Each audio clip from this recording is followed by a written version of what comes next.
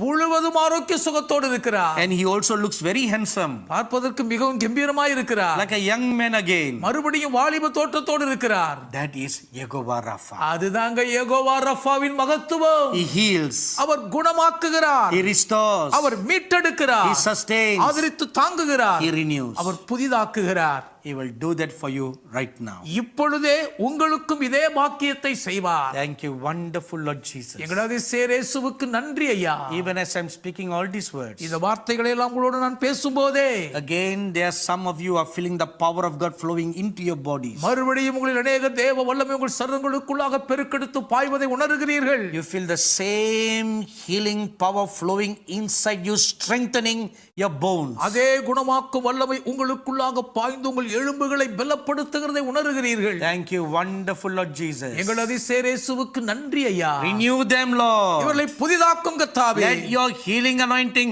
flow to renew them. உம்முடைய சுகமளிக்கும் அபிஷேகம் இவர்களை புதிதாக்கும்படி பாய்வதாக. Let your healing anointing flow to sustain them now. இப்பொழுது இவர்களை ஆதரித்து தாங்குவதற்கு ஏதுவான உம்முடைய குணமளிக்கும் அபிஷேகம் பாய்வதாக. Thank you, wonderful Lord Jesus. எங்களது இயேசுவுக்கு நன்றி சொல்லுகிறோம். Thank you, wonderful Lord Jesus. எங்கள் அற்புதநாதர் இயேசுவுக்கு நன்றி ஐயா. Thank you, Lord. நன்றி கர்த்தாவே. I pray in the name of the Lord Jesus now. கர்த்தராகிய இயேசுவானவரின் திருநாமத்தில் இப்பொழுது நான் ஜெபிக்கிறேன். That little fetus in my daughter's womb will not die. என் அன்பு மகளுடைய கற்பப்பைக்குள் வளருகிற அந்த சிறு கரு சினையழிந்து சாவதில்லை. The hand of Jehovah Rapha will sustain the life. Jehovah ரஃபாவின் வல்ல திருக்கரம் அந்த கருவின் அந்த உயிரை ஆதரித்து தாங்கும். Fear not, my dear daughter. என் அன்பு மகளே, பயப்படாதீர்கள். Fear not. பயப்படாதீர்கள். Be of good cheer. திடன் கொண்டிருங்கள். Even right now it will leave. இப்பொழுதே அது உங்களை விட்டு அகன்றோடும். Thank you, Lord Jesus. நன்றி இயேசுவே. Let the child leap for joy in the mother's womb. தாயின் கற்பப்பைக்குள் இருக்கும் பொழுதே அந்த பிள்ளை ஆனந்த களிப்பில் துள்ளுவதாக. Wonderful Lord Jesus. எங்களது இயேசுவுக்கு நன்றி. Now the word Rapha means to mend. Rapha என்ற வார்த்தையின் அர்த்தம் என்னவென்றால் தைப்பதாகும். Just like by stitching. அது தையல் போட்டு சீர்படுத்துவது. It's a beautiful word. அது ஒரு அருமையான வார்த்தை. Every broken organ in your body, உங்கள் சரீரத்திலே உடைந்து சிதைந்திருக்கும் அத்தனை உறுப்புகளும் the healing power of Rapha will begin to stitch everything back. ரஃபாவின் குணமாக்கும் வல்லமை சகலத்தையும் தைத்து மறுபடியும் சீராக்கிவிடும். It will flow forth into your body. உங்கள் சரீரத்துக்குள்ளாக அது பிரவாகித்து பாயும். Every damaged organ in your body உங்கள் சரீரத்துக்குள்ளாக சேதமடைந்திருக்கும் அத்தனை அவயவ உறுப்புகளும் will be repaired. அது பழுது It பார்க்கப்படும். will be repaired. அது பழுது பார்க்கப்படும். Stitched like new and whole again. மறுபடியும் ஒரு புத்தம் புதிதை போல அது தைத்து புதுமையாக்கப்படும். That is the meaning of the word Rapha. Rapha என்ற பதத்தின் அர்த்தமே அதுதான். That it will be made whole. அது முழுவதும் பூரணமாக்கப்படுமாம். Hallelujah. Hallelujah. How wonderful the name Rapha is. Rafah என்கிற நாமம் எவ்வளவு அற்புதமானதா இருக்கிறது. To mend, to repair thoroughly. அதை முழுவதுமாக பழுது பார்த்து சீரமைத்து அதை ஆரோக்கியப்படுத்தி சுகமாக்கி விடுதல். To restore thoroughly. அதை முழுவதுமாக மறுசீரமைத்து மீட்டெடுத்தல். You know, Jehovah Rapha reveals God as the restorer of brokenness. உங்களுக்கு தெரியுமா, யெகோவா ரஃபா என்ற பதம் எல்லா விதமான சிதைவுகளையும் முறிவுகளையும் பழுது பார்த்து சீரமைக்கிற ஒரு மீட்பராக தேவனை வெளிப்படுத்துகிறது. Whatever damage sin has done in your body, பாவம் உங்கள் சரீரத்துக்குள்ளாக எப்பேற்பட்ட பாதிப்பின் சேதத்தை ஏற்படுத்தி இருந்தாலும் Jehovah Rapha will come Jehovah Rapha வருவார். and will mend and stitch back all the brokenness. எல்லா முறிவின் உடைந்த சிதைவுகளையும் அவர் தைத்து மறுபடியும் சீர்படுத்துவார். And the Lord Jesus in bodily form is Jehovah Rapha. கர்த்தராகிய இயேசுவானவர் சரீரப்பிரகாரமாக யெகோவா ரஃபாவாகவே திகழ்கிறார். The word of God says கர்த்தருடைய வார்த்தை சொல்லுகிறது in 1 Timothy chapter 3 verse 16, 1 தீமோத்தேயு 3 அதிகாரத்தின் 16 வசனத்தில், He is the invisible God made in flesh. அவர் மாம்சத்தில் வந்த அதரிசனமான தேவன். And in the same manner, அதுபோலவே Acts chapter 10 verse 38 says, அப்போஸ்தலர் 10:38 சொல்லுகிறது, Jehovah Rapha in human form is the Lord Jesus. கர்த்தராகிய இயேசுவானவர் மனித உருவில் இருக்கும் யெகோவா ரஃபாவாக இருக்கிறார். Because God anointed him powerfully. ஏனென்றால் மகா வல்லமையாக தேவன் இயேசுவானவரை அபிஷேகம் பண்ணினார். Not just with the gift of healing, வெறும் குணமாக்கும் வரங்களினால் மட்டுமல்ல. but John chapter 3 verse 34 says, யோவான் 3:34 சொல்லுகிறது, the Holy Spirit rested upon the Lord Jesus without measure.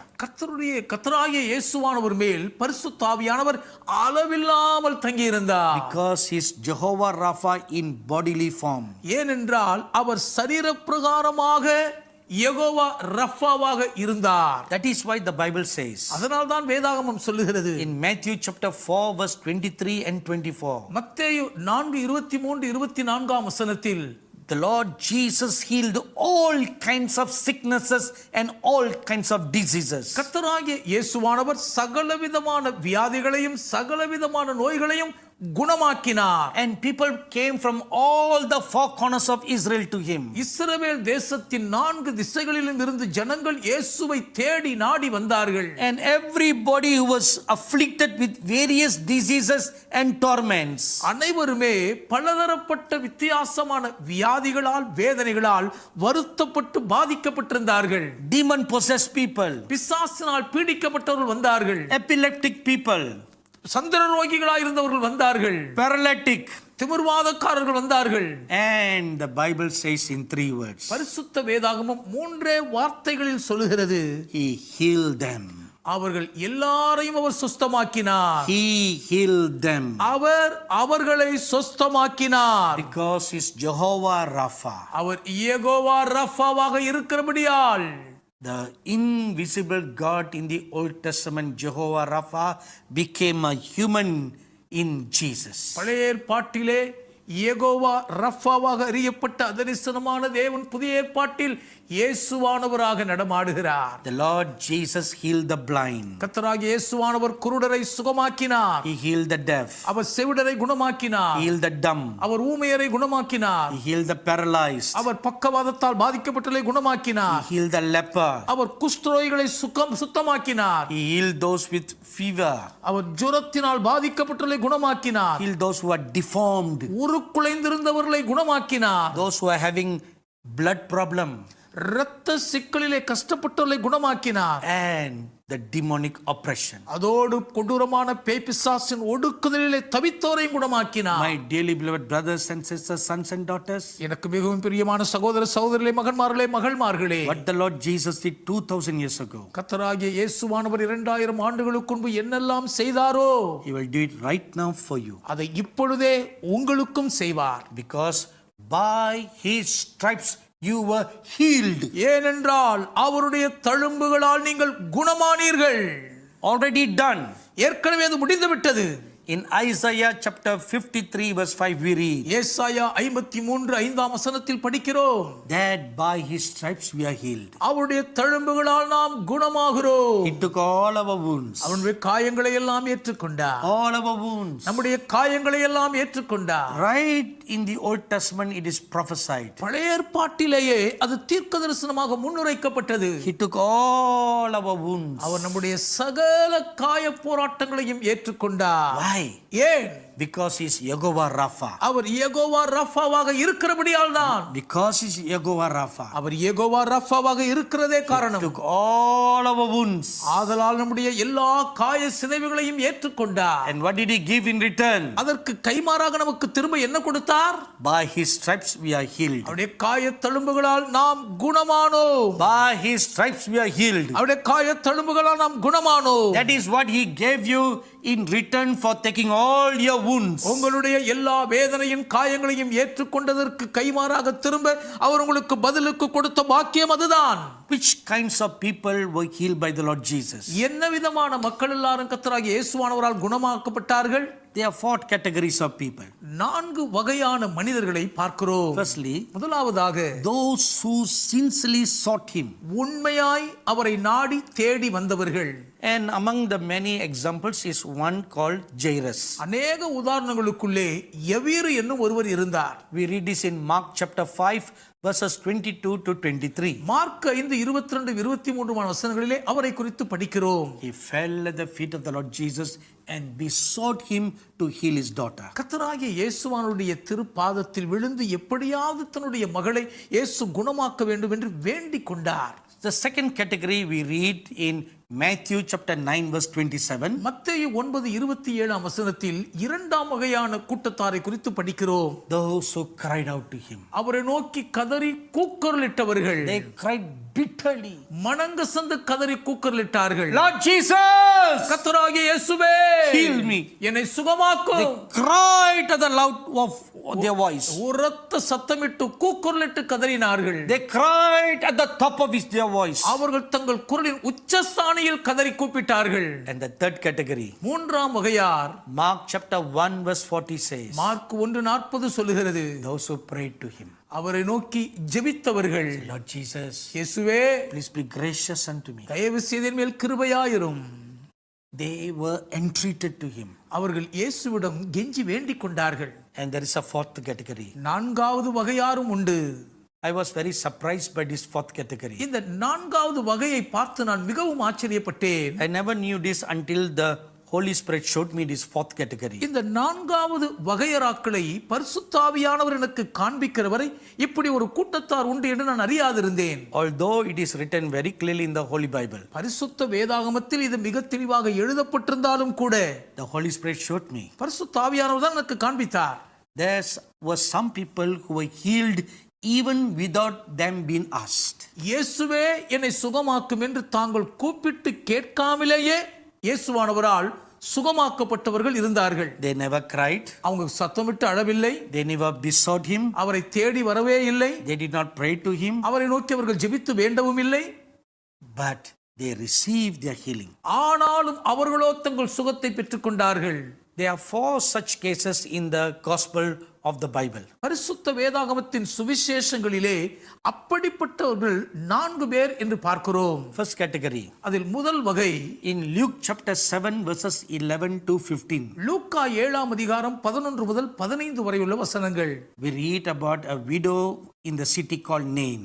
நாயின் என்னும் ஊரில் இருந்த ஒரு விதவையை குறித்து படிக்கிறோம். Her only son, a 15-year-old boy, died. தன்னுடைய 15 வயது நிரம்பிய ஒரே வாலிப மகன் மரித்து விட்டான். And as they were going to bury him, அவனை அடக்கம் பண்ணுவதற்காக அவனை சுமந்து கொண்டு போகும்போது nobody approached the Lord Jesus.